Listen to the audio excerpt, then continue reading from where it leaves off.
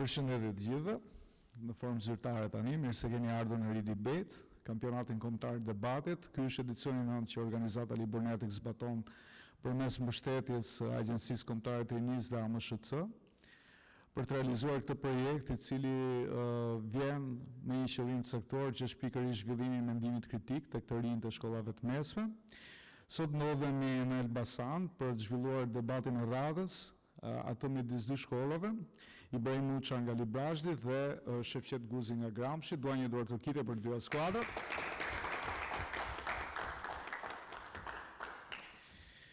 Dhe ju uroj shumë suksese, edhe pse jo, t'ju shohim edhe në fazën tjetër. Jemi në fazën rajonale, që do të thotë që përgjatë kësaj faze neve ndjekim debatet për të kuptuar se cilët janë skuadrat që kanë sjell performancë më të mirë për të renditur pastaj tek 16 skuadrat më të mira të këtij kampionati, të këtij edicioni, që do të vinë në Tiranë për të përfaqësuar qytetin, pse jo, dhe shkollën nga e cila vijnë. Në këtë debat do të diskutojmë mbi temën e ekonomisë qarkulluese kundrejt ekonomisë lineare, cili është modeli më realist në botën moderne. Ky debat do të vlerësohet nga 3 antarë jurie, sikurse është Glingjet Madhi, pjesë e Këshillit Bashkiak të Bashkisë Tiranë, Brigjilda Deda, pjesë e organizatës Liburnetik, si dhe nga unë, drejtuesi i organizatës Liburnetik,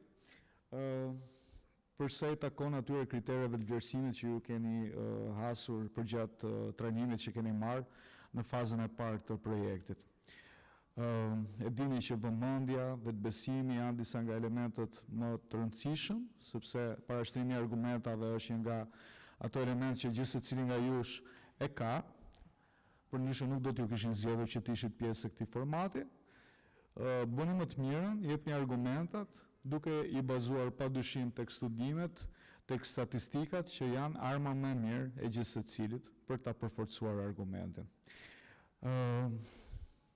Përpara se të fillojmë debatin, do të ndajmë edhe qëndrimin, kështu që do të ftoj Alesja dhe në krahun tjetër Vanesën për të bërë përzgjedhjen e qëndrimit që do të mbani. Në këtë debat parë do përzgjedhë Alesja e para dhe pastaj tek debati 2 do të zgjedhë Vanesa. E tregojmë nga kamera.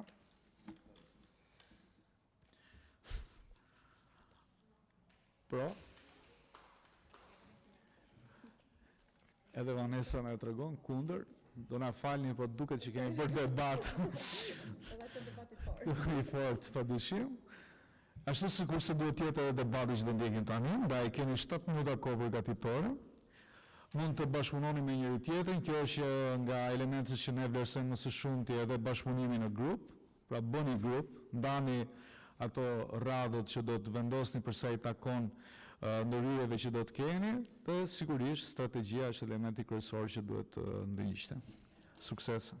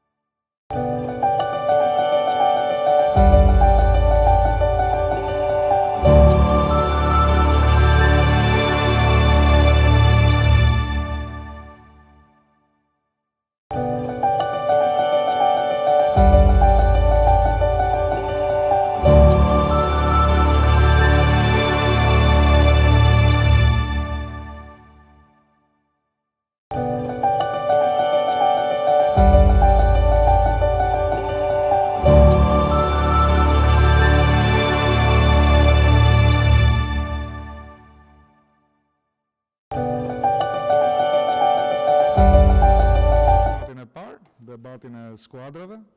Do të filloj skuadra që mbajnë qëndrimin pro, do të pasohet pastaj nga skuadra që mbajnë qëndrimin kundër.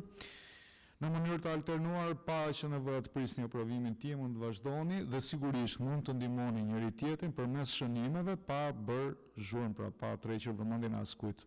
Si në skuadër ashtu edhe të skuadrës përballë. Mund të vijoni. Faleminderit, atëherë përshëndetje të gjithëve. Unë quhem Alesia Belba dhe jam e nderuar që të flas sot para jush. Për të statuar faktin se pse ekonomia qarkulluese është ajo më e favorshme dhe më realistja për jetën tonë dhe për një të ardhme më të shëndetshme për ne dhe mjedisin. Atëherë fillimisht dua t'ju shpjegoj se ekonomia qarkulluese është ekonomia që ka në parim riciklimin, ripërdorimin dhe reduktimin e mbetjeve gjatë zhvillimit të një produkti, duke bërë të mundur që jetëgjatësia e tij të jetë shumë më e lartë. Një rast që dua të them është se ekonomia qarkulluese menaxhon shumë mbetjet që ekonomia lineare lë. Kostoja ka diçka për të thënë se sa e lartë është kostoja për të menaxhuar këto mbetje, duke parë kemi rastin e Durrësit që 30% e buxhetit të Durrësit shkon për të menaxhuar mbetjet, e cila është një shpërdorim i buxhetit të gjithë vendit që mund të zhvillojë në mënyra të tjera, në deg të tjera të ekonomisë dhe është një fakt i marrë nga Këshilli i Lartë i Shtetit. Atëherë, përshëndetje Juria, përshëndetje skuadra qeveritare. Unë e dëgjova mendimin tuaj, por nuk bie dakord me të. Ju thatë se një rast i ekonomisë qarkulluese menaxhon mbetjet në Durrës, por investimet duhen të thella dhe rreth 78% e vendeve janë akoma në zhvillim e sipër dhe këtu bën pjesë dhe Shqipëria. Prandaj, edhe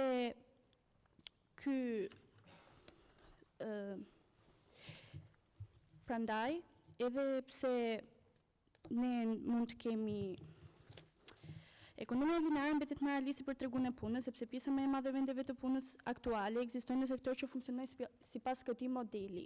Industria globale, si prodhim industrial, është ndërtuar për dekada me modelin linear të prodhimit masiv. Edhe pse produktet përdoren dhe hidhen, ato nuk kërkojnë aq shpenzime sa që mund të kërkojë ekonomia qarkulluese. Sipas analizave të European Environment Agency dhe OECD, aktivitetet e ekonomisë qarkulluese përfaqësojnë vetëm rreth 2% të punësimit dhe GDP-s në global, në Bashkimin Evropian. Faleminderit.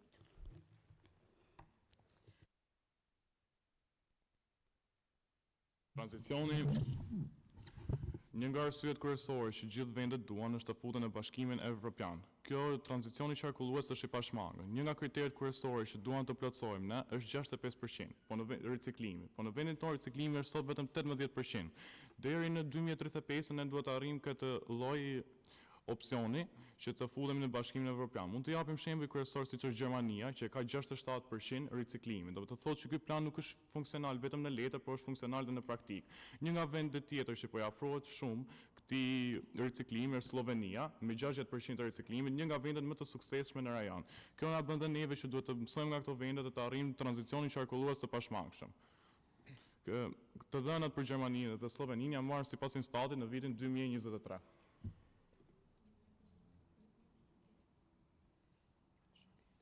Se arriti koha.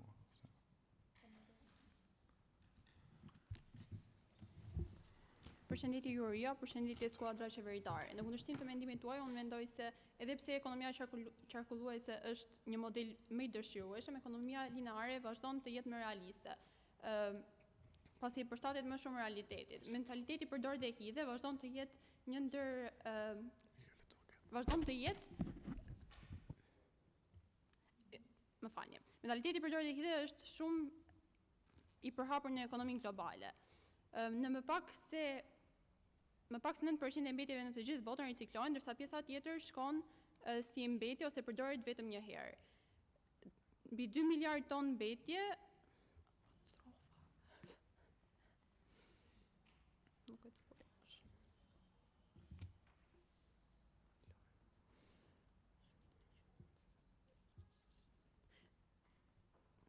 në botë çdo vit prodhohen 2 miliard ton mbetje dhe deri në vitin 2050 pritet që të shkojnë deri në 3.4 miliard ton të tyre. Atëherë po, e dëgjova argumentin tuaj dhe më më duk sikur përmendëm faktin e realizëm, dua të them faktin se sa realist jemi ne këtu, në çfarë gjendje është bota jonë sot.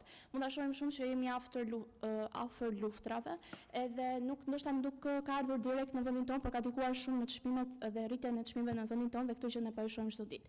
Ndaj, unë dua t'ju kundërshtoj duke u thënë që ne mund me potencialet që Shqipëria ka, ne mund të riciklojmë materialet tona dhe 95% fitojmë 95% kursim energjie kur riciklojmë hekurin më shumë nga lënda e parevishur dhe 85% kur riciklojmë bakrit. Kjo gjë është diçka që do ta ndihmonte shumë vendin tonë, nëse do të kishte një ditë një krizë botërore ku nuk do mund të kishim importe, pra nuk duhet që ne të varemi të jemi krejtësisht të varur nga importet, ndonse kjo nuk e prek shumë argumentin tuaj, por thjesht është fakti që jemi realist dhe ajo çka po ndodh. Sipas Instatit të vitit 2022, 8.020 ton mbetje janë në Shqipëri.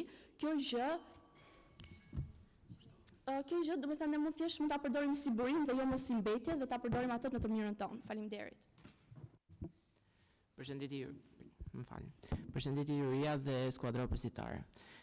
Dua të përmend se ju thatë për afrimin ndaj luftës dhe rritjen e çmimeve, të cilat këto gjëra mund të duken pak të largëta, por ekonomia lineare është një model i përdorur në botën reale, e cila ka vende të cilat mund të ndjekin një model tjetër ekonomie ku infrastruktura mungon. Sipas United Nations Environment, sasia e mbetjeve ka qenë 27 miliard ton në vitin 1970 dhe vitet e fundit është rritur në mbi 105 miliard ton. Kjo tregon që rritja e mbetjeve është shumë e madhe dhe shumë vende i mungon infrastruktura e durë për të zbatuar një model qarkullues. Dhe do shumë kohë për të fituar këtë model i cili është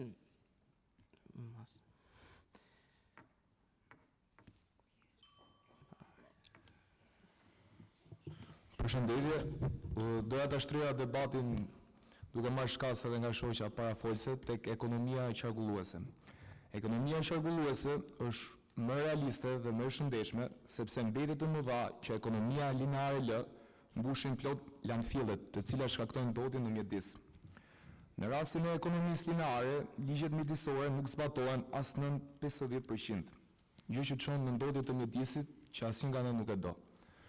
Ky burim është marrë nga studimi që ka bërë Environment Organization në vitin 2018. Gjithashtu do të shtoja edhe disa faktorë të tjerë, që pse ekonomia qarkulluese është më realiste, sepse landfillet shkaktojnë shumë ndodhje të mëdha të mjedisit, gjë që çojnë në përkeqësimin e jetës tonë, dhe ligjet mjedisore nuk zbatohen as në 50%. Faleminderit.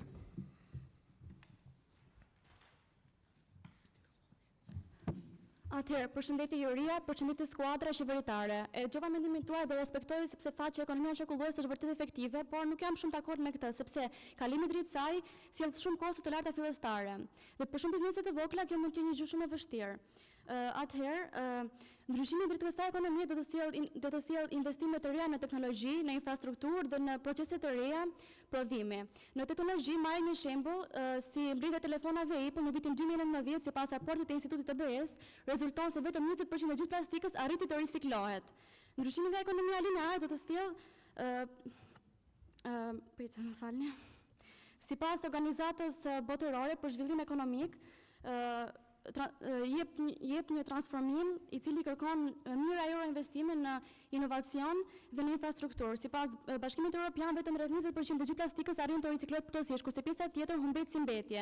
Sipas Bankës Botërore, prodhimi i mbetjeve arrin që të rritet deri në vitin 2050 për 70%. Përshëndetje Juria dhe skuadra opozitare. E kuptova këndvështrimin tuaj dhe mendimet tuaj, por nuk mund të bie dakord për shkak se Komisioni Evropian ka nxjerrë disa statistika vitet e fundit që kthimi i ekonomisë nga lineare në qarkulluese do të rrisi vendet e punës me 750.000. Për më tepër, organizata irlandeze për zhvillim ekonomik ka nxjerrë sipas statistikave të tyre, ekonomia qarkulluese mund të gjenerojë 4.5 trilion dollar më shumë për ekonominë globale, gjë që e kundërshton faktin se ekonomia qarkulluese nuk arrin të përmbushi interesat që përmbush ekonomia lineare. Për më tepër, shtete si Shqipëria që nuk kanë mjaftueshëm resurse dhe burime të tyre, cilat varen nga importi i shteteve të tjera, nëse kthehemi në një ekonomi qarkulluese, në rast të luftrash apo krizash botërore, ne do të kemi mundësi më të mira për të mbijetuar.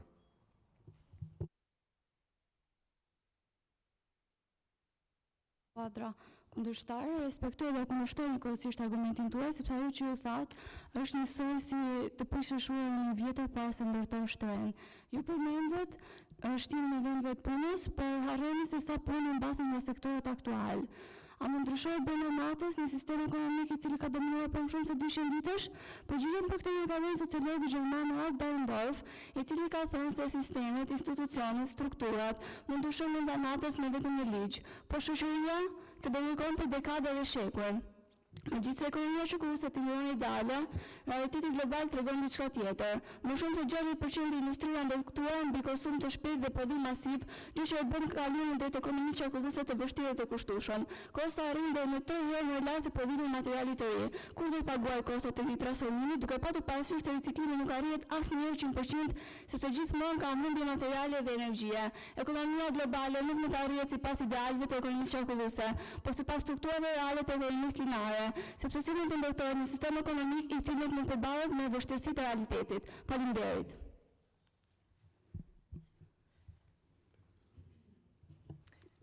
Atëherë, përshëndetje Juria dhe skuadra opozitare. Ju bë një pyetje, unë do të transformoj pyetjen tuaj duke qenë kush është më e favorshme për shtetin tonë. Atëherë, marrë për fakt, ekonomia qarkulluese është vetëm një qasje realiste për të mbrojtjen e shëndetit publik dhe mjedisit, sikundër modeli linear i cili pa e dëmton atë. Atëherë, si fillim do të qartësoj, mbetjet nuk zhduken. Sipas modelit linear, këto mbetje duken sikur na largohen nga syt, por ato rikthehen në ujin që ne pim dhe ajrin që ne thithim. Çka do të thotë që kemi të bëjmë me një sistem i cili i shtyn pasojat, dhe ekonomia qarkulluese e kundërshton këtë logjik. Ajo nuk synon që të menaxhojë këto pasoja, por që t'i parandalojë ato.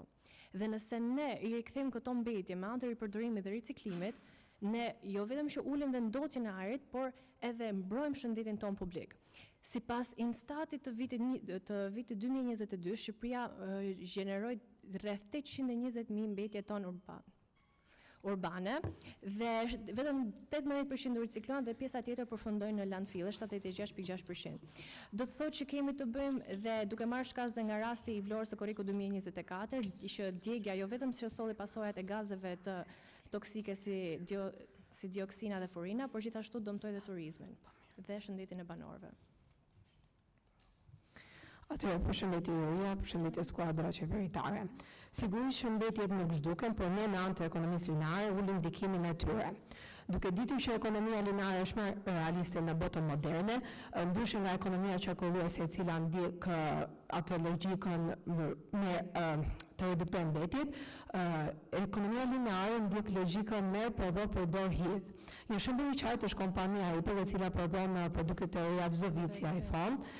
Edhe pse pajisjet mund të riparohen, konsumatorët preferojnë të blejnë pajisjet e reja çdo vit, dhe kjo për shkak të rrezikave të reja që hyjnë çdo vit në treg.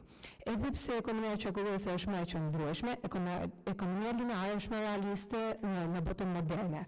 Kjo ndodhet edhe për shkak se ekspertët thonë dhe mendojnë që kalimi plotësisht në një ekonomi qarkulluese do të jetë më i gjatë dhe gradual. Faleminderit. Atëherë do doja të përkja pak pjesën e kompostimit, për atë që ju thatë. Atëherë, çfarë është kompostimi në vetveten e tij? Mbetjet në Shqipëri janë 50% organike dhe 50% inorganike. Kjo 50% e mbetjeve organike nuk arrin të kompostohet, nuk arrin të riciklohet. Pra, vetëm nga 80% e tyre që janë të riciklueshme, vetëm 17 deri në 18% arrin të riciklohen. Mund të marrim Për sa i përket saj mund t'jap 3 arsye, sepse kompostimi është një arsye shumë e mirë dhe një hap shumë i mirë drejt ekonomisë qarkulluese. Si fillim ka kosto të vogël, nuk ka nevojë për harxhime të mëdha fondesh bashkiake. Si fillim ka dhe së dyti ka infrastrukturë jo shumë të avancuar, pra mund të jetë diçka që mund të jetë e arritshme tek vidi jon. Së treti kemi uljen e ndotjes për të cilën jemi duke folur, pra dhe uljen e emetimit të metanit që është një gaz i dëmshëm. Mendoj se kompostimi dhe të gjitha këto të dhëna janë të marra në organizatën botërore të zhvillimit ekonomik. Kompostimi është një ekonomi 100% qarkulluese dhe do të ishte një hap shumë i mirë për të një urrëse drejt ekonomisë qarkulluese. Faleminderit. Përshëndetje, përshëndetje skuadra qeveritare. Doja të kundërshtoja disa nga anëtarët e qeverisë ku dikush përmendi që Gjermania kishte 67% riciklimit, përqindjes riciklimit dhe Shqipëria që duhet arrinte 65% deri në vitin 2035. Kur shohim Gjermaninë, një nga vendet më të zhvilluara të botës që ka 67%, si mendoni që një vend si Shqipëria në zhvillim e sipër të shkojë 65% në vitin 2035? Si dhe përmend Sloveninë që është 60%, ku është gjithashtu pjesë e Bashkimit Evropian, pra nuk është kusht që të vejë 65%. Do të thosha gjithashtu që sipas studimeve të OECD-s, 40% e projekteve në vende në zhvillim dështojnë për disa arsye si menaxhimi dhe financimi i dobët që ato kanë për këto projekte të ekonomisë qarkulluese. Ekonomia lineare është një ekonomi ku produkti prodhohet, përdoret dhe hidhet. Dhe është shumë herë më realiste se ajo qarkulluese. Ekonomia qarkulluese do i koordinim shumë të saktë, të cilin në shumë vende arrin të zbatojnë atë. Do të thotë që diçka që do të jetë perfekte, që të zbatohet siç duhet, nuk është realiste në botën reale. Faleminderit. Atëherë, ju thoni që modeli linear është rrënjosur si nga bizneset ashtu edhe nga konsumatorët shqiptar. Unë nuk pajtohem me ju sepse konsumatorët janë ata të cilët bëjnë blerjen dhe janë me ndërgjigje të plotë. Ata mund të blejnë produkte të cilat mund të riciklohen ose mund të përdoren shumë herë rradhazi. Ndërkohë nga ana tjetër, kemi edhe kompanitë të cilat janë ato që bëjnë menaxhimin e produkteve të tyre dhe të cilat janë të sigurta rreth ciklit të jetës së produkteve që ata prodhojnë. Në këtë mënyrë, për shembull mund të marrë një kompani elektronike e cila prodhon smartphone-et e saj, pajisja ndoshta mund të jetë e prishur, por ajo mund ta prodhojë pajisjen e saj me komponentë që mund të zëvendësohen në të ardhmen, jo të hidhet i gjithë produkti. Unë dua të dalë këtu që kompanitë kanë një vlerë më të madhe se vetë komponentët. Nga ana tjetër, sipas statistikave, vetëm 20 kompani të cilat merren kryesisht me prodhimin e plastikave, ato bëjnë 50% të ndotjeve globale të plastikave një përdorimshme. Duke krahasuar argumentin tuaj si grup me atë që kanë ne tham deri tani, unë dalëm në konkluzion se kalimi nga ekonomia lineare drejt asaj qarkulluese është më efikase dhe bën një zhvillim të mëtejshëm të ekonomisë të Shqipërisë. Faleminderit. Përshëndetje juve, përshëndetje skuadra qeveritare. Atëherë ne shohim ekonominë lineare si një leviatan. Por dua të them se ky leviatan duket si një përbindësh, por është një përbindësh që neve na mban. Në pamje të parë, neve mendojmë se ekonomia qarkulluese është ajo që e mbron mjedisin, por dua të përmend këtu se neve nga ekonomia lineare kemi shumë përfitime. Dua ta nis me përdorimin e resurseve të freskëta dhe prodhimin e drejt për drejt, të cilat si minimizimin e akumulimit të kimikateve dhe mbetjeve që kanë vlerë nga riciklimi. Së dyti, ekonomia lineare, krahas asaj qarkullueses, harxhon më pak energji, sepse kjo e dyta merret më shumë me atë që ne quajmë grumbullim, transformim edhe pastrimin. Pra neve mendojmë se ulin ndotja, por ajo që bëhet është se neve bëjmë diku tjetër. Prodhon, por nuk e blen konsumatori si shteti. Neve duam vërtet që të kemi një riciklim dhe të ullim atë ndotjen, por ato që ne prodhojmë bën mbesh me jetesën që ne bëjmë. Pra neve gjithmonë jemi në kërkim të gjërave të reja. Faleminderit. Mirë, faleminderit skuadra.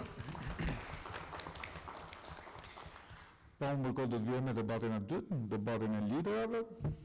Përballja do të jetë midis dy vajzave. Kemi pasur shumë lidere këtë edicion të ridibet. Vjen mirë forca e gruas.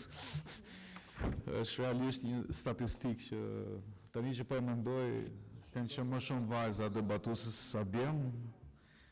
Shumë mirë. për të përgëzuar. Mirë.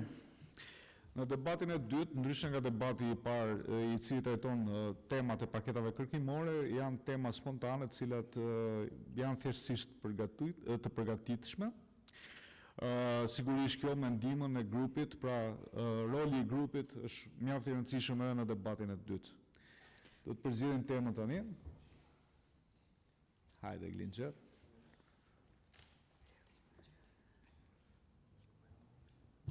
Okej, kjo tema s'ka rënë shumë paktën.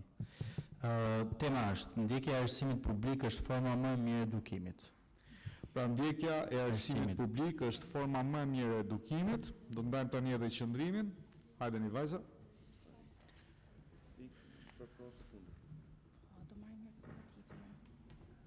Hajde Vanessa.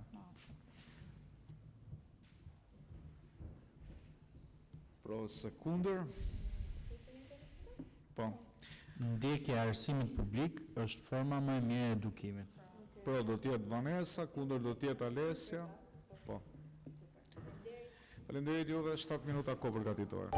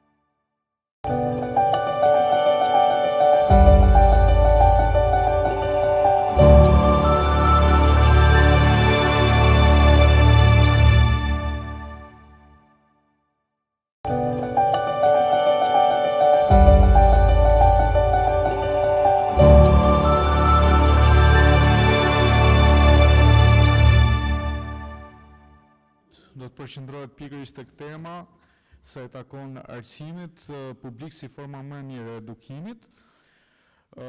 Pro është Vanessa, yes, dhe Alessia kundër. Nga 2 minuta për secilën për çdo ndërhyrje, 4 janë ndërhyrjet në total, që do të thotë ju nga 4 herë do të flisni për 2 minuta.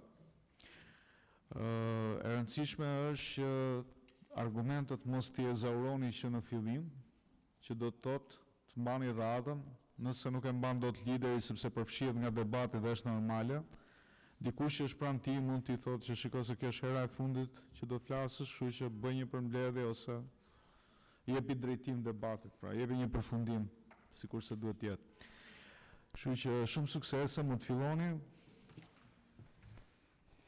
Duke marrë parasysh se arsimi është baza e një shoqërie moderne dhe arsyeja kryesore që na çon drejt zhvillimit, ajo duhet të jetë e barabartë për të gjithë, pavarësisht klasave të shoqërisë. Sepse ne synojmë që të japim mundësi çdo individi, pa mundësi të barabartë, e theksoj, duke e vlerësuar nga aftësitë që ka dhe jo nga niveli familjar apo ekonomik. Pasi kostot janë në disnivel dhe nuk i japin përparësie, ashtu siç është në privat, nuk është në shtet. Duke marrë parasysh arsimi publik, nuk ka kosto aq larta, madje mund të them që nuk ka kosto fare, sa shkollat private. Gjithashtu në disa shkolla private ne dim shumë mirë që anashkalohet gjuha jonamtare, gjuha shqipe. Ne duam që gjuhën shqipe ta përforcojmë, pastaj ajo dita ditës po humbet. Dhe duke implementuar këtë nëpër shkolla, nëpër universitete, si presim neve që ta zhvillojmë gjuhën shqipe. Gjithashtu nuk ka barazë dhe akses për të gjithë shkolla private, ndërsa në shkolla në shtet është komplet ndryshe. Aty ti nuk dallon nga niveli ekonomik, nga aftësitë, ti mësohesh aty të shohësh një diversitet njerëzor.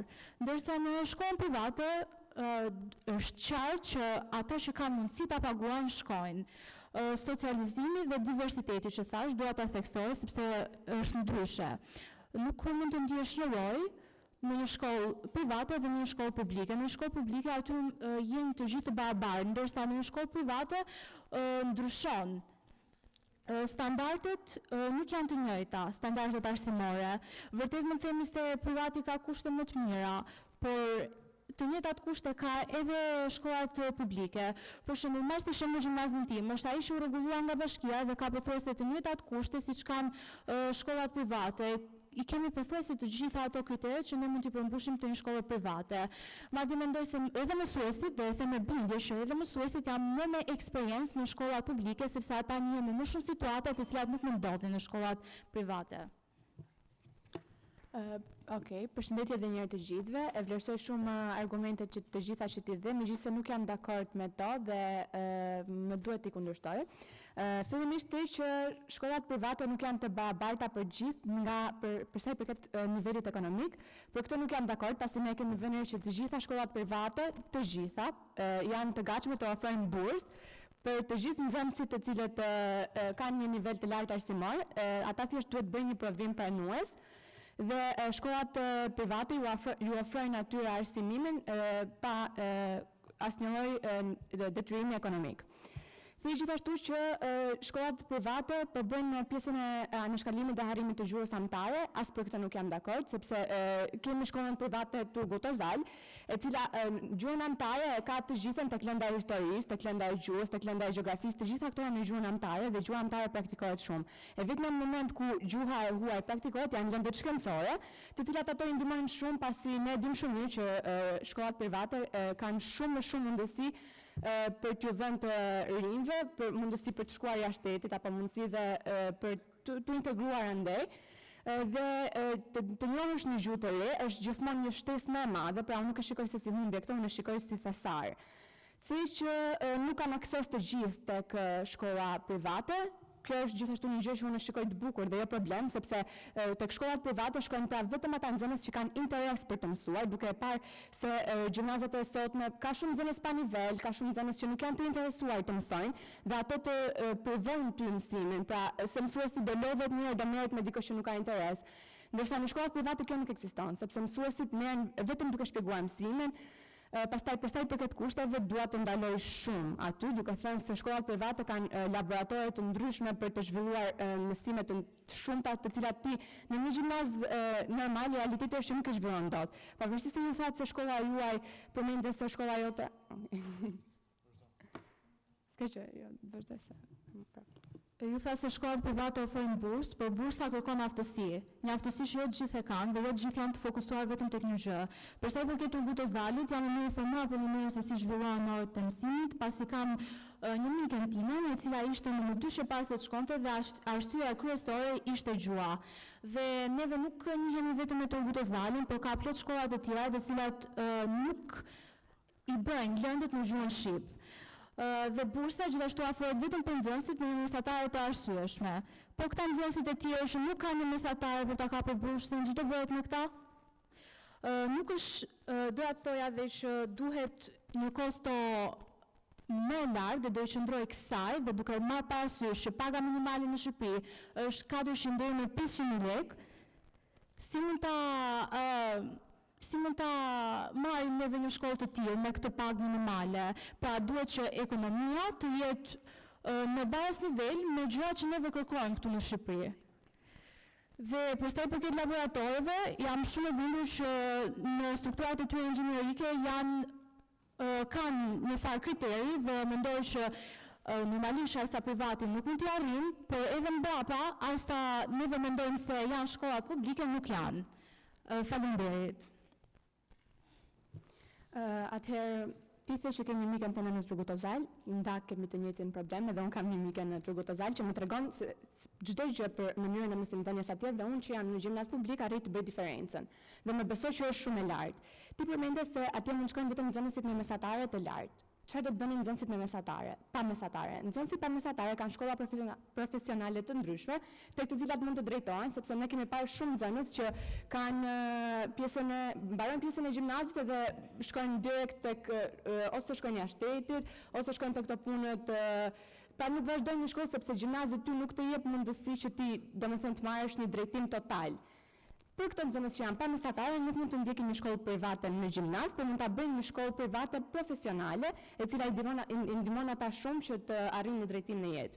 Diçka tjetër që doja të thoja është se ti përmende në fillim fare se shkolla jote, gjimnazi jot u rinovua dhe u bën kushtet e mira. Fatkeqësisht kjo nuk ndodh për të gjitha shkollat publike, sepse Shqipëria nuk ka mundësi që ti marrë në instruktim të gjitha shkollat publike. Unë kam një rastin tim, shkolla ndërveçare në Funares Librazh, ka shkuar programi i stopit, ka shkuar 2-3 herë vetëm për pjesën e kushteve, që janë shumë kushte të këqija, dhe infrastruktura është e tmerrshme dhe nxënësit aty nuk kanë mundësi të zhvillojnë mësimin dhe detyrohen që të lëvizin apo të ngelen fundit edhe pa arsimuar fare vetëm për pjesën e kushteve të këqija që shkolla publike ka. Do të shtoja edhe diçka tjetër. Tek shkollat private, klasa ka më pak nxënës. Siç e thash, dhe kontrollet janë më të larta. Ne kemi një rast të pjesa Mehmet Akifi i vajzave, kontrollat u mbyll në vitin 2023 u mbyll për arsye se kontrolli ishte shumë i madh dhe ushqimet që vinin nga kompania në Bereqet ishin jo cilësore. Dua të them se kontrolli i shkollave private është shumë më i lartë se sa i atyre publike dhe Atëherë ju thatë se shkollat nuk janë në gjendje të mirë, por mendoj se duhet ju drejtoj këtë pyetje. Ku shkojnë këto fonde që janë për shkolla? A është përgjegjësia jonë për këto shkolla që nuk rregullohen? Pra shteti duhet bëj punën e vet, edhe ne të jemi të lirë të zgjedhim atë çka ne duam dhe jo atë çfarë neve na jemi të sforcuar që të zgjedhim. Shumë mirë mund të shkojmë në një shkollë publike pa paguar asnjë tarifë, edhe ta bëjmë mësimin ashtu të njëjtë siç bëhet në shkollën private, por pse nuk e bëj këtë? Kjo është pyetja ime. Dhe ju përmendni shkolla profesionale, por sa të arsyeshme janë këto shkolla? Këto shkolla mund të kufizojnë prirjet dhe ëndrat e një individi. Ne nuk jemi këtu për të dhënë opsione të dyta për të arritur përshtatshmërinë. Në atë që parashitet si kryesore. Pra unë mendoj se shkollat publike dhe i shndroj bindshëm kësaj janë më të mira se shkollat private, sepse ne aty jemi të lirë ta jetojnë jetën tonë në përditshmëri dhe jo sipas disa stileve të cilat nuk kanë qenë më përpara në Shqipëri. Dhe unë mendoj se niveli i arsimit ka qenë më i lartë në shkollat publike në vitet më përpara, pavarësisht se ky arsim ka rënë ndjeshëm dhe kjo nuk është çështja tek standardi i shkollave publike apo private. Kjo janë çështje të tjera, ndërsa për këtë pjesë doja të them që unë do zgjidhja gjithmonë shkollën publike kundrejt asaj private, sepse me ato parash unë mund t'i harxhoja në shkollën private, shumë mund t'i harxhoja për diçka tjetër. Faleminderit. Atëherë vlerësoj mendimin tënd, megjithatë prapë më duhet ta kundërshtoj, sepse nëse ti nuk do i harxhoje paratë tua për një shkollë dhe për një të ardhmë të sigurt, për çfarë është tjetër më e rëndësishme se sa arsimimi. Ne jemi të rinj dhe presioni dhe problemi më i madh që ne kemi ditët e sotme është vetëm arsimimi. Dhe unë mendoj në mendimin tim se drejtimi drejt një shkolle private që i ka të gjitha kushtet, ja vlen shumë më shumë se sa ti të harxhosh gjithë rinjin tënd në një shkollë publike dhe në fund të ditës mos të dalësh i fituar. Ti përmende se shkollat profesionale kanë i prishin të rinjve prirje dhe ëndrat e tyre, edhe për këtë nuk jam shumë dakord, sepse nëse shkollat profesionale i prishin të rinjve prirje dhe ëndrat e tyre, një gjimnaz publik do t'i lërë ato në bëshllik, do mbaroj gjimnazin dhe do ketë një mesatare për të cilën nuk do ta kapë dot një shkollë të lartë, dhe do ngel thjesht pa shkollë, do përfundoj si shumë të rinj të tjerë që janë në profesione normale, të cilat nuk kërkojnë një arsimim të caktuar të lartë. Përmendë gjithashtu dhe se në shkollat publike jetojnë jetën tonë lirshëm, këtë e bëjmë edhe në shkollat private, pra mua nuk më duket se shkolla private ty të privon të jetosh, madje ajo të ndihmon më shumë dhe të jep ty më shumë lirshmëri që ti të kesh mundësi nga vende të tjera, të kesh mundësi nga shkolla jashtë shtetit, pra ka një mënyrë komplet tjetër studimit, të cilët ti në shkollën publike nuk arrin ta marrësh dot. Dua të përmend gjithashtu faktin se ditët e sotme siguria është një parim specifik dhe shumë i lartë në jetën tonë, pasi ne kemi parë shumë raste të tmerrshme, siç ishte tek gjimnazi Qemal Stafa, apo shumë të tjera ku të rinjt po plagosen me njëri tjetrin. Kjo nuk ndodh në shkollat private, nuk ndodh pothuajse asnjëherë, pasi siguria është shumë e madhe, ka njerëz që paguhen për t'i mbajtur të rinj të sigurt dhe hyrjet dhe daljet në shkollë nuk mund të jenë të rëndomta dhe të rastësishme siç mund të jenë në shkollat publike, që ndodh shumë shpesh herë. Ju thatë se problemi më i madh sot është arsimi, por arsimi nuk është problem, arsimi është një fushë që përmirësohet dhe kjo më ndodh pa i zbazur në xhepat. Kur mua kushtetuta ma garanton qartë që unë arsimin e përfitoj falas, pse unë duhet paguar për një arsim? Dhe mundësia shtetit na sjellin edhe shkollat publike si exchange student, jo vetëm shkollat private. Në shkollat private vërtet ka rregulla, por rregulla ka edhe në shkollat publike. Dhe fakti që ne jemi duke patur një rënë drastike si një shoqëri e mirë, këtë nuk e kanë probleme shkollat dhe arsimi. Në shkollën time ka pasur gjithmonë rregull, rregullat kanë qenë gjithmonë të zbatuara. Madje mendoj se dhe këto raste të voglat kanë qenë një përgjegjësi të cilën duhet ta ketë arsimi me se s'bën mbi shpatulla. Dhe gjithashtu mendoj se për këtë pjesën e exchange student, nuk siç thatë juve që ofrojnë vetëm shkollat private, janë edhe shkollat publike ato që ofrojnë dhe mund të them shumë bindshëm me raste konkrete që kushturia ime nga universiteti i saj që ka vazhduar ka mbaruar të politekniku, ajo tani bën masterin jashtë. Dhe mendoj që para, neve priremi që të harxojmë, vetëm të harxojmë, ku neve shumë mirë mund të kemi të njëjtën zgjidhje edhe pa harxuar. Prandaj mendoj se kjo edhe ruan ekonominë tonë individuale, por edhe na ofron neve një arsim edhe një punë të mirë. Faleminderit. Atëherë sa po thej që ne priremi të harxojmë, në fakt nuk jam dakord fare me këtë, madje mendoj se është problemi që ne kemi kaq shumë me harximin që i çon të gjithë të rinjt tanë të emigrojnë dhe të punojnë atje dhe jo të vazhdojnë studimet e larta. Është pikërisht ky problem se ata kanë frikë harximin.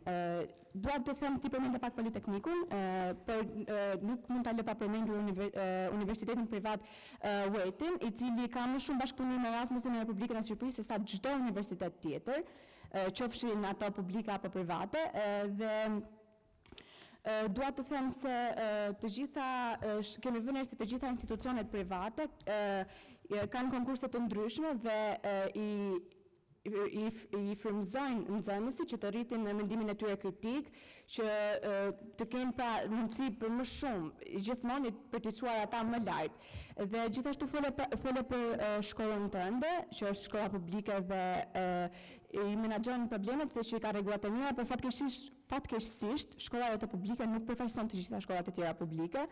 Dhe ti mund të jesh një shembull shumë i mirë, por ka raste të tjera të rrethave, të cilat as nuk janë harruar, as nuk përmenden, për shkaqe shumë të këqija.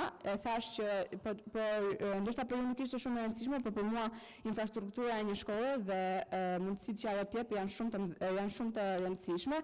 Prandaj e di që universiteti privat dhe shkolla private në përgjithësi ti jep ato mundësi që ti të gjesh veten tënde dhe të mos mungoj asgjë. Faleminderit.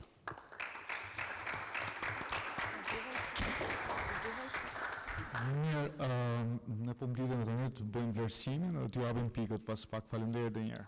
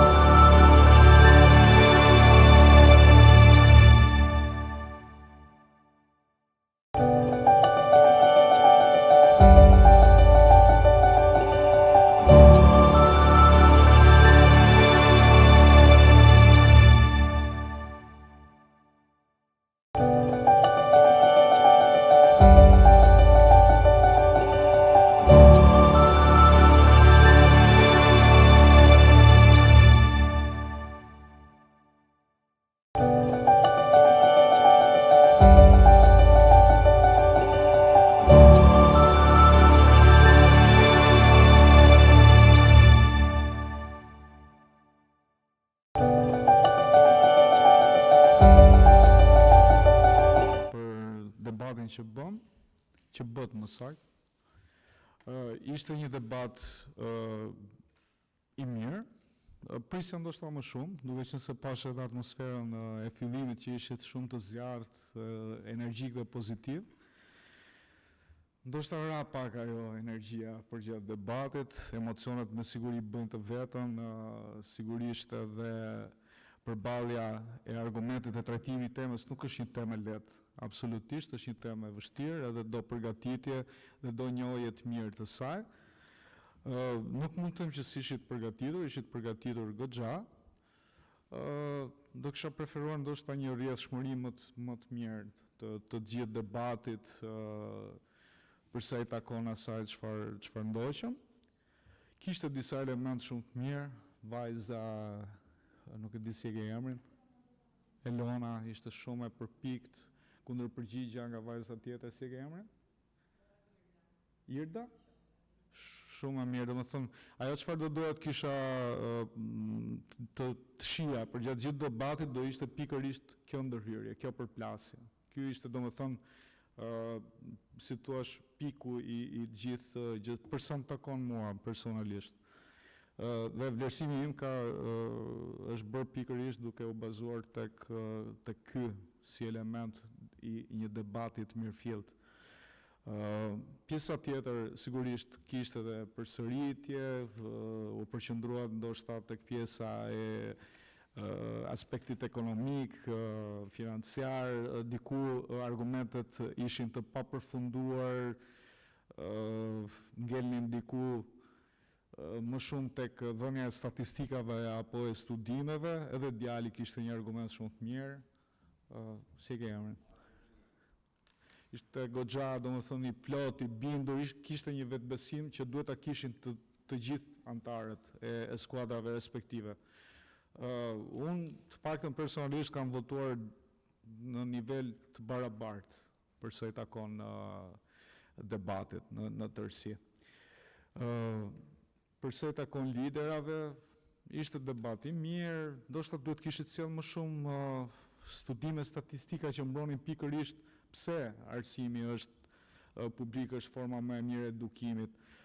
Dikur atë edhe në përsëritje apo edhe në opinione, jo, po unë mendoj se duhet që qeveria të mbështesi më shumë, sigurisht që qeveria duhet ta mbështesi, po nuk është ky argumenti dhe tema për cilën po flasim. Ne flasim pse është arsimi publik forma më e mirë e edukimit, nuk po flasim nëse duhet ta ndihmojnë instancat qeverisë se arsimin publik apo atë privat. Privatis diskutohet ka investimet e tij të caktuara sepse ka interesa financiare, padyshim. Nga ana tjetër, duhet të përmendeshin elementet më të mirë pse arsimi publik sot është një kryeson, pra qëndron. Kaq për sa më takon mua. Pjesën tjetër të komenteve do e bëj Brigilda dhe Glinxheti. Kush të dojë le ta marrë fjalën.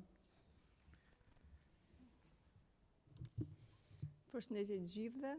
Faleminderit për debatin që na dhuruat, faleminderit që keni ardhur, faleminderit që ishit përgatitur, e vum re dëshirën tuaj për dhënë nga vetja ato që kishit përgatitur. Unë do flas 2-3 gjëra të vogla lidhur me debatin në përgjithësi, sidomos të grupeve, por diçka që e vura re ishte te këto dy debatet ishte që pati hapje po s'pati mbyllje, sidomos nga pala juaj, asnjëri nga debatet nuk pati një përmbyllje. Domethënë në secilën i liderit kishte deri diku, po debati i parë filloi një ripërsëritje dhe dha disa përfitime, disa gjëra shtesë, domethënë, ndërkohë që ajo që u tha dhe Niku që në fillim është, ju lutem keni parasysh kush flet i teti duhet bëj atë përmbledhjen e gjithë skuadrës, edhe pse ti të më mbushësh mendjen mua për qëndrimin tënd pro ose kundër. Kjo është shumë e rëndësishme. Pati një ndryshim formati, ne në asnjë moment nuk përmendëm ndonjëherë as palë qeveritare, as palë opozitare. Është tjetër lloj debati ai që ju përmendet gjatë gjithë kohës duke falendëruar palën kundërstare. Kishte edhe në përsëritje të argumentave në disa raste. Patjetër merret parasysh edhe pjesa emocionale, ato ngecjet e vogla, por ajo që ne rekomandojmë gjatë gjithë kohës është jepi, mos u ndal te mësimi përmendësh, jepi me fjalë të tjera, nuk është e thonë që duhet ta tregosh argumentin tënd siç e ke lexuar. Duhet ta pasuroni sa më shumë fjalorin tuaj. Për pjesën tjetër, Lindje. Faleminderit. Mirë, ç'është vërteta mua më pëlqeu debati. Pëlqeu edhe debati i parë dhe debati i dytë, kështu që përgëzime të dyja ekipeve. Sigurisht që ka vend për përmirësim edhe prandaj është e rëndësishme që të merren si këshilla për ta përmirësuar lojën e debatit në vazhdim për secilin ekip, po edhe për në jetën e përditshme. Debati ne na bën që të jemi qytetarë më të mirë, duke pasur një mendim kritik dhe thënë këtë, do duhet që të kemi një lloj pavarësie nga ajo që kemi mësuar përmendsh ose nga ajo që kemi shkruajtur aty para te 7 minutë, në mënyrë që mos jemi peng i asaj dhe se kur jemi peng i asaj kemi ca penalitete dhe një nga penalitetet u pati ekipi i Gramshit, i cili në folësit e parë, kryesisht 3-4 folësit e parë, duke qenë peng e asaj që kishin shkryt, nuk arritën ta mbyllin fare fjalimin. Edhe unë sugjeroj gjithmonë që edhe nëse bllokohesh një moment, ke diçka për të thënë, ke diçka për ta përmbyllur. Sigurisht që janë dhe emocionet që u thanë këtu, por që te kalojni ato, pra te kalojni edhe mundohuni që në atë kohën përgatitore ju më mirë të rendisni disa pika ku të fokusoheni dhe pjesa tjetër të jetë një shtjellim i juaj, se sa të ngecni. Qa kam shkrytën tjetër këtu, është që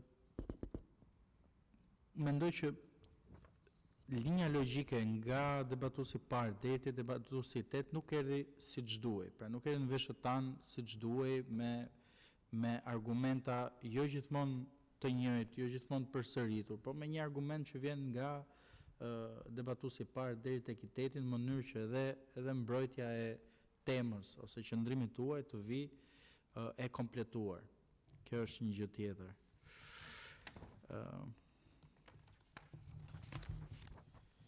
U përdor kjo, merë përdor hidh një 3 herë, që ne kuptuam një herë të folës i parë, merë përdor hidh, u morë dhe u përdor dhe u hodh edhe herë, u morë u përdor dhe herë dhe u hodh herë në tretë. Kështu që edhe këtë përsëritjen edhe të një shprehje që sigurisht është e paketa dhe është thelbi i ekonomisë lineare, mund ta shmangim ose mund ta një gjë që më pëlqeu e tha dhe Niku te çuni aty ishte krahasimi Gjermani-Shqipëri. Pra në herë ne dalim nga tema dhe bëjmë sikur këtu do ta bëjmë riciklimin sa më shpejt, po matemi me Gjermaninë. Dhe e përmend edhe të përmend në këtë pikë për shkak se ca herë duhet ta ulim në nivelin ku ne jemi. Jo vetëm për Shqipëri, Gjermani ose kudo, po në çdo lloj teme debati, ore ku rrethohemi ne? Çfarë po ndodh me ne? Çfarë po ndodh te lagja jonë? Është më e kuptueshme edhe për ju tema kur e bëjmë në atë lloj niveli. Se sa të kapemi të ca statistika kaq tonë, kaq kësaj, kaq kështu, që janë shumë të rëndësishme patjetër, po nuk duhet të jenë zhargoni i gjithë bisedës, debatit nga fillimi deri në fund. Debati i dytë ishte i mirë, sigurisht ishte temë e vështirë për sa kohë është spontane dhe duhet që të përgatitesh në pak minuta. Vanesa ja doli shumë mirë ta mbrojë qëndrimin e vet, ashtu si kundër dhe Alesia bëri mirë me argumentat që solli.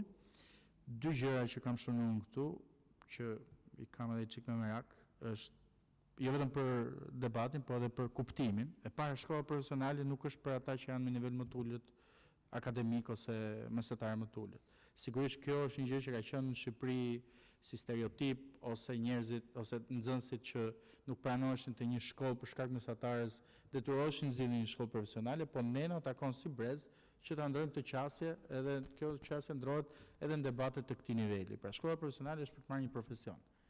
Dhe po ta kuptoni si po vjen koha, një profesion sot ka një vlerë shumë të madhe në shumë raste, jo gjithmonë, po në shumë raste se sa edhe një arsimi përgjithshëm i cili u cek pak nga Alesia që ti mund mbarosh një shkollë se duhet ta mbarosh në shtet, po pastaj je pa një profesion.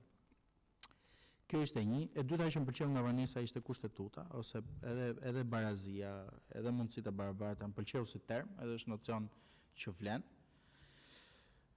Një gjë tjetër është që shkolla private ne nuk kemi kudo.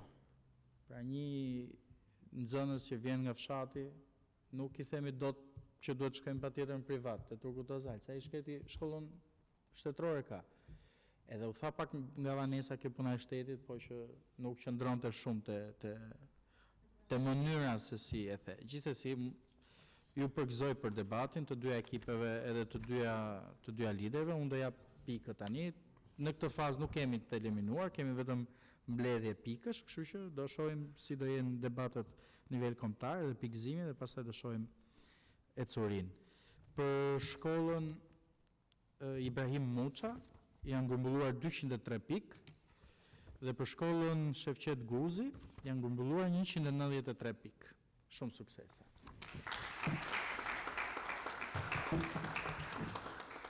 Mirë, faleminderit edhe një herë të dyja skuadra.